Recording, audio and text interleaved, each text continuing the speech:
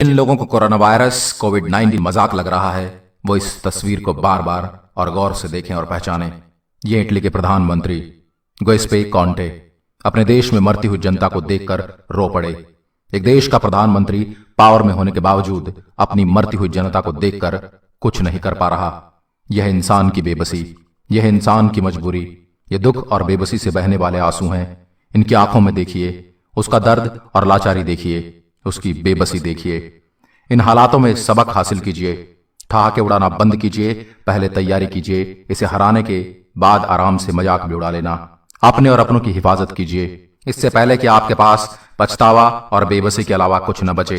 Italy में जो कुछ हुआ वह भारत में न हो, इसके लिए आप कोरोना को सीरियसली ले लीजिए। आज मैं आपको बताऊंगा इटली की वह गलती जिसकी बदौलत उसे आज यह सब देखना पड़ रहा है। उसके प्रधानमंत्री से लेकर उसके आला अधिकारियों तक की बेबसी पूरी दुनिया से छुपी नहीं है।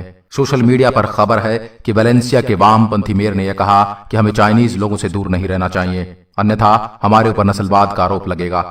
ठीक उसी समय वुहान से रोम पहुंची एक चाइनीज लड़की ने एक प्ले बोर्ड लेकर खड़ी हो गई जिस पर लिखा था, please hug me, I am not a virus, I am a human being. इस तरह उस लड़की को 2 दिन में 5000 से ज्यादा लोगों ने गले लगाया और कुछ लोगों ने तो उसके मास्क और उसके चेहरे के नकाब भी हटा दिए।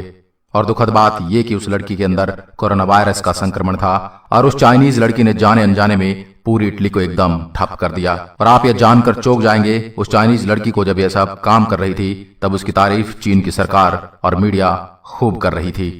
अगर अब भी आप यही कहकर एक दूसरे को गले लगाते रहेंगे, एक दूसरे से हाथ मिलाते रहेंगे, कुछ नहीं होगा, तो परिणाम आपसे कुछ दिन ही दूर है।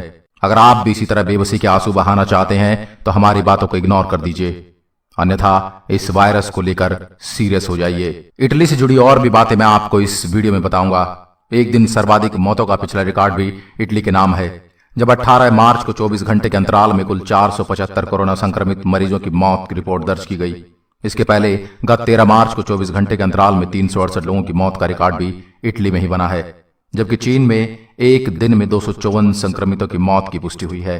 सवाल यह कि आखिर ऐसा क्या हुआ जो कोरोना वायरस चीन से करीब 7500 किलोमीटर दूर इटली में कहर बरसा रहा है। गौरतलब है कि इटली में कोरोना वायरस का पहला मामला जनवरी में देखने को मिला था, जब 2 चीनी पर्यटकों को इससे ग्रस्त पाया गया। प्रशासन ने उन्हें जांच के लिए भेज दिया। यह वायरस जनवरी के मध्य में इटली में फैला। वायरस का केंद्र लोबार्डी शहर से पूरे देश में फैलना शुरू हो गया। क्योंकि शुरुआत में कोरोना संक्रमित बीमारी का कोई लक्षण नहीं दिखाई पड़ रहा था, इस वजह से यह बीमारी दूसरे यूरोपीय देशों में मसलन स्पेन, जर्मनी और फ्रांस में भी फैल गई। दरअसल वहां के डॉक्टरों ने पहले माना कि लोगों को निमोनिया हो रहा है। गत 18 फरवरी को एक स्थानीय नागरिक लगातार 2 दिन के बुखार से शिकायत होने पर अस्पताल गया और बुखार की दवा देकर उसे वापस भेज दिया गया, लेकिन उसका बुखार कम नहीं हुआ।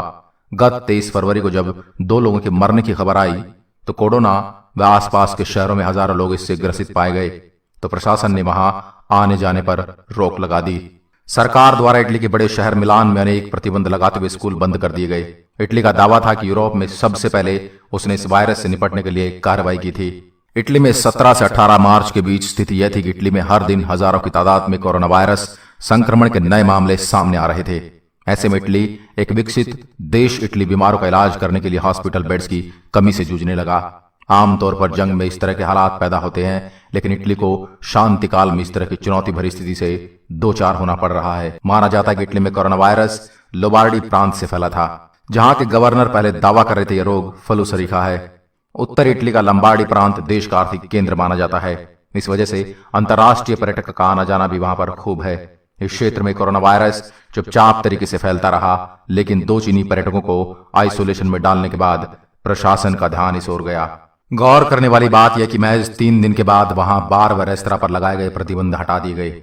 इस तरह नेता व उनके स्टाफ तक कई शिकार होने से नहीं बच पाए। यह रोग इतनी तेजी से फैला कि 1 मार्च को पुनः स्कूल कॉलेज बंद करने पड़े। कोरोना के चलते इटली की अर्थव्यवस्था धराशायी हो चुकी है। शेयर बाजार 10% तक गिर गए हैं। वहां का पर्यटन उद्योग ठप पड़ गए हैं। गत 11 मार्च तक चीन के बाद दुनिया में कोरोना वायरस से सबसे ज्यादा प्रभावित हुए देश में इटली सबसे ऊपर है। वर्तमान में इटली सर्वाधिक कोरोना वायरस संक्रमित मृतक देश बन चुका है। इसके बाद चीन, जहां 3255 मौत हो चुकी हैं। अगर आप भी चाहते हैं कि ऐसी परिस्थिति आपके सामने ना आए तो आपको सरकार द्वारा दिए गए निर्देशों का सख्ताई से पालन करना चाहिए और जब तक बहुत जरूरी ना हो अपने घर से बाहर न निकलें। धन्यवाद।